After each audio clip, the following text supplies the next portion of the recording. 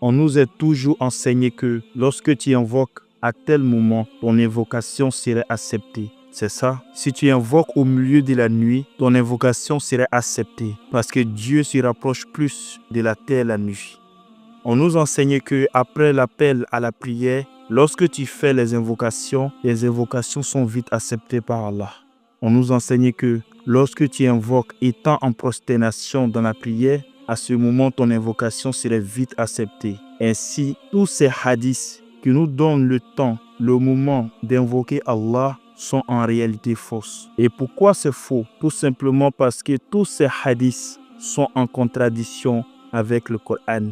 Allah nous dit dans le Coran, dans la sourate 2, verset 186, « Wa iza sa'allaka ibadi » Anni fa'inni kharibun ajibu da'wata da'i iza da'anni.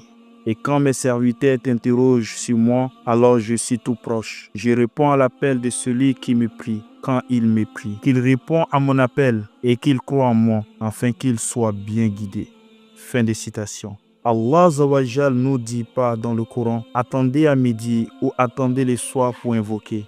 Allah nous dit pas non plus, je suis absent dans la journée, invoquez-moi au milieu de la nuit. Ou je suis absent, invoquez-moi lorsque vous êtes en prosternation dans la prière. Ainsi, notre Dieu n'est pas un Dieu de temps de moment où il faut calculer le temps ou bien les endroits ou l'heure avant de l'invoquer. Allah est présent partout, en tout moment, en tout lieu, en l'instant même. Ainsi, déterminer un temps ou un moment pour pouvoir invoquer Allah et être exaucé est de la foutaise. Sincèrement, c'est une bêtise. Comment un verset comme ça est dans le Coran et nous on croit à ces hadiths qui nous déterminent un temps ou un moment pour être exaucé. En outre, c'est de sous-estimer Allah Azawajal. C'est d'être ignorant de la puissance d'Allah Azawajal.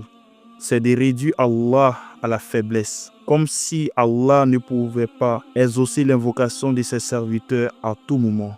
Lorsque Jonas était dans le ventre de la baleine, est-ce qu'il a entendu de sortir pour pouvoir invoquer Allah? Lorsque Ibrahim alayhi salam était dans le feu, est-ce qu'il a entendu un moment pour pouvoir invoquer Allah? Lorsque Yusuf alayhi salam était tenté au milieu des femmes, est-ce qu'il a entendu un moment pour invoquer Allah?